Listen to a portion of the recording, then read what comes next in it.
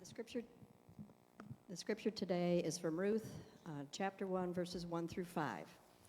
In the days when the judges ruled, there was a famine in the land, and a certain man of Bethlehem in Judah went to live in the country of Moab, he and his wife and 2 sons.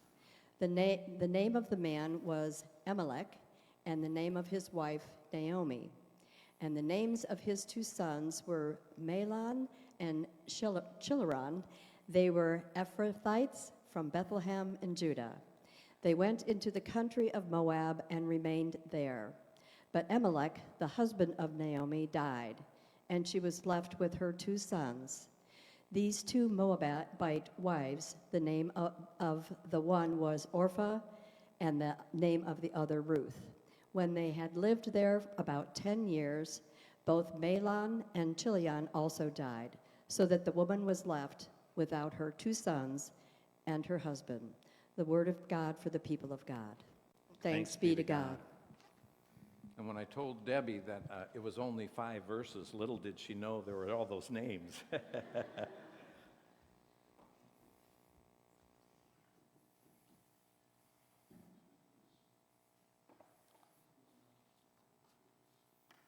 And just like that, right? And just like that, seasons change. Have you ever had that happen to you? It happens out in the natural world all the time. In Loma, Montana, David and Vicki, you may know where that is. January 14th, 1972, there was a Chinook wind that pushed the temperature from Loma from 54 degrees below zero at 9 a.m. to 49 degrees above zero. Get this, in just 1 hour. Are you kidding? Just like that. Spring. Those are kind of good weather changes, I would say.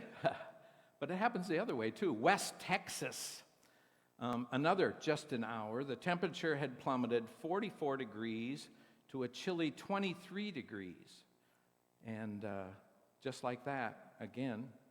And by another hour, it was 0. Again, sometimes seasons change just like that. And sometimes it's not always good. When I was a pastor in Vermilion, South Dakota, I got a call about 3 a.m. And as a pastor, you just know that call is not going to be good at 3 a.m. Nobody's selling Amway and trying to, get you to buy something at 3 a.m.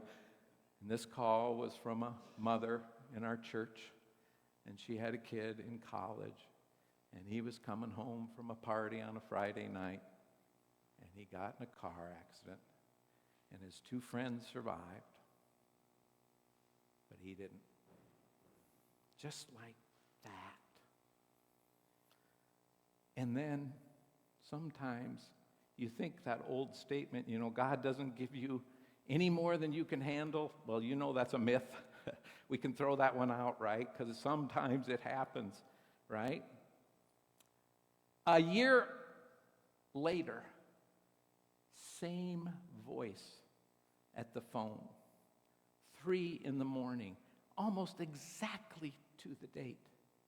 Same mother, only this time she was weeping because of her nephew. Her sister's 21-year-old was coming home from a party, got in a car accident, and didn't make it. How could that happen? Just like that. My Aunt Angelica, who came from Germany, if anybody used to say something like, God doesn't give you anything you can't handle, you'd appreciate this, Carl. I know you're from Germany, so originally, but she had a response to that I can't even say out loud because it was a lot of words in German that she told us never to repeat. But my dad always said, that's a bunch of bull roar. That was as good as he got in swearing. But let me tell you, sometimes life can get pretty messy, right? Pretty tough. Two beautiful 21-year-old men gone, just like that. What can we do, you and I, when that happens to people around us? Well, one thing we can do is we can throw out that myth. And another thing is we could read the book of Ruth, because it's all about this type of a situation. Naomi and her husband, Elimelech, and two sons, Mahlon and Chilion, were in a pickle. There was a famine in Israel, their home country. Food was scarce. The judges, the council that led the country at that time, they didn't care about anybody but themselves. Just read the book before, the book of Judges, right at the end. There was no attempt at compromise back then between the judges, those who were ruling the country. There was no listening among them, and there wasn't any sense of God in the midst of them. In other words, they were just all in it for themselves. Here's how the end of Judges, the book right before Ruth, puts it. In those days, there was no king in Israel. Every human being did which was right in his or her own eyes. Sometimes you kind of wonder, don't you, if history always has to repeat itself, you know? How many people in our country, in our world, just looking out for themselves? Anyway, there was no compassion or care in Israel, and just like so many of our asylum seekers here in Seattle, Naomi and Elimelech took their family and headed up north to the hill country. They crossed the border. How risky was that? And tried to make do in a foreign land. And they did pretty well at first. Mahlon and Chilion had found wives, and they're in this foreign land, and they seemed to be pretty nice.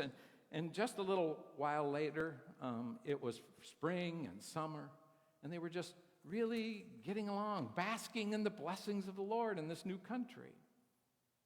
And then all of a sudden, winter struck, just like that. Elimelech died, and the next year, we don't know how, maybe a wolf attacked them out in the fields when they were watching the sheep, but Mahlon and Chilion, they died suddenly. And suddenly, Naomi and Ruth and Orpah were all alone. And, you know, that would be hard in any society. But in the society back then, when the men had all the power, where the men were relied upon always to kind of get the money in and do all of that, and women worked very hard, but they just didn't have power, it was very vulnerable to be alone as a woman. Just like that. From 67 degrees to zero. No wonder Naomi, which means pleasantness. By the way, if you're ever reading the Old Testament, pay attention to the names. Find out what they mean, because they say a lot in the story. So she starts out as Naomi, pleasantness. You know, she's a beautiful, pleasant woman. But suddenly her name is changed to Mara, which means bitter. Now, who wouldn't turn bitter in a moment like that? Who among us hasn't tasted the bitterness of a divorce, or the sharp, acidic bite of losing a child, or the caustic, sour sting of being let go from a job you've given your all for 20 years in? Life comes at us sometimes with fistfuls of daggers, and one of the things we have to watch out for in those times, and this is what I often pray for when people are going through this, I do pray for protection for them, but really I'm praying for the protection of their heart, because that's the most vulnerable organ in times of trouble and darkness, because that bad experience just has a way of clawing in to that heart and making people bitter and angry and upset. And sometimes that's okay to go through that. In fact, I think we have to sometimes, right? But when it lingers and stays the whole time and doesn't seem to go away, that vinegar, sour smell in our heart that depression or darkness that can come, that night. That's tough stuff. One of the things that happens to us when seasons in our lives turn so quickly is that we get thrown out into the wilderness. Anybody ever been there in that wilderness? We don't necessarily do it intentionally, but we find ourselves outside of our communities often in those times. We enter church and the church is singing a hymn or praise song all about joy, joy, joy, joy, joy, and we're going, come on. That's not me. Do I have to fake it? You know? We hear the song, bless the Lord, oh my soul, you're rich in love, you're slow to anger. Your name is great and your heart is kind. For all your goodness, I'll keep on singing. Keep on singing? I can hardly open my mouth without spitting out some anger. Really, you say. And that would be okay, you know, those songs, if there was a song somewhere in our liturgy that talked a little bit about pain or a little bit about the absence of God, because we all feel it sometimes. Shirley Arena Murray has a beautiful song called Wounded World That Cries for Healing. Here we hold each other's pain, honor those whose loving spirit nurses hope, restores, and heals, towel and basin used in service like the Christ who comes and kneels. Songs like that talk about the reality of life. But let's be honest, there aren't too many churches and church communities that have much patience for pain. We have a hard time sitting in it for too long, right? And we need somebody who's going to sit with us for a while. And so those who don't recover quickly,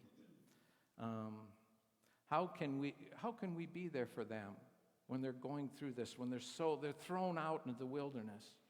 They're kind of like a piece of clay on a pottery wheel. Have you ever worked pottery? I did in college. And if you didn't get that piece of clay centered on there just right, and the wheel started going around, pretty soon it just spin out and be thrown out, right?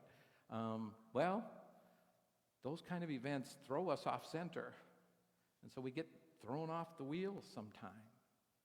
And that's what happens to so many of us when we experience the pain that Naomi experiences.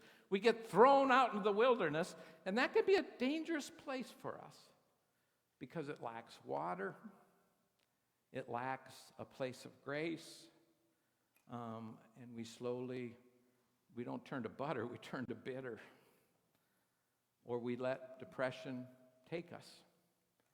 And our big question at that time is one that we often ask, and it's hard for our community to hear. Where are you, God? Where are you? How come God didn't pick me up? How come God didn't protect my daughter or son from having cancer?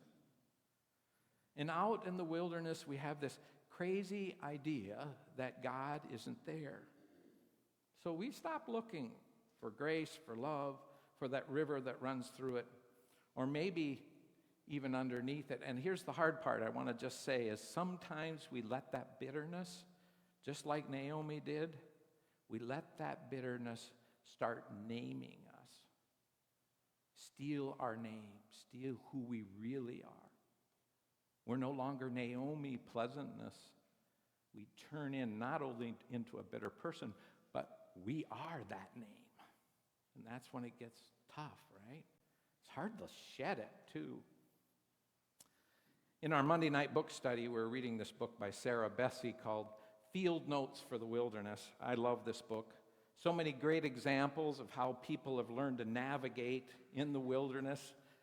And one of the things she tries to tell us is, God's in the wilderness too. That's the lie we've been told, that out in the wilderness, there is no God. There's no water. There's nothing there. But she says that's wrong. And in the first chapter, she tells about one of her great wilderness experiences. She was living with her husband in Texas. Both her and her husband are working for the church in different capacities, one in Christian spiritual formation, one as a counselor. And one day, one of them Sarah, gets fired from her job. Evidently, she shared a little too honestly about her pain and struggle, and the community in which she wrote for did not appreciate it, and so she got fired. And then the next week, her husband, who was sharing a sermon with the congregation, shared some of his honest experience, and that church didn't like it either. And so he got fired too. Both of them fired. They weren't from Texas, they were from Canada. And so they decided to try to go back home. So they packed all their stuff in a U-Haul, and this old U-Haul, if you can imagine, and started traveling back home. And if you're going back home from Texas, you got to go through, Arizona. And Arizona in the summertime, some of you have lived there. Some of you have been through it in the summertime. It's hot. And that old U-Haul, the air conditioner just can't keep up with the heat. And so they decide to turn it off, and they roll down the windows, and they are just sweating all over. And she's originally from Canada. By the way, Danielle Walsh has a son, Grady, who went down for the first time to visit his sister, who was going to school at TCU down in Texas, in Fort Worth. And he had never been down south. And he got off the plane, and he just said, "Oh, what's happening to me? What is this? What is this?" And Danielle turned and said, "That, my friend, is humidity." Well, this Arizona stuff for this gal from Canada and this Texas stuff, it was always just too hot all the time. And she was so frustrated with all this heat, and she was frustrated with the experience she was having, and she was mad at God for allowing her and her husband to be fired, and she was just so frustrated, felt like God was nowhere in sight. If you've ever been fired, that's a feeling that's real. And all of a sudden, they stopped at a convenience store, 7-Eleven or something, and she was in tears, just so angry, and they stopped for a moment, and they just listened, and they thought, "Do we hear water running?" And they looked at the faucet there was no faucet running behind the 7-Eleven, and then they started walking, and they noticed there was a gully that was covered up in trees there in Arizona. They thought, "Trees? What are they doing here?" And they slid down the gully, and there was a beautiful little stream. And they found themselves wading into that stream. And the woman Sarah, she started to realize that, wait a minute, God is here. I couldn't see God, but here is God in this stream. Here's grace. And it gave her a symbolic understanding of the wilderness. The wilderness doesn't have to be a place of just desert. There can be places of grace in the middle of that. I wonder if the person writing this wonderful story, Sarah, knew the story of Naomi. A story of a woman who started out feeling blessed and beautiful, but finding through the struggles of her life, renamed by all those struggles as bitter Mara. Maybe she knew a little of Naomi's struggle and the rest of this story. That God didn't have to be named out in the wilderness, because if you read the book of Ruth, you will not find God named. God's not there. Not named. Not named, right? Read the book of Ruth. God's not named. But if you pay attention to the lower right part of the page, you will notice God showing up in one of the most unusual, ironic, and unexpected ways possible.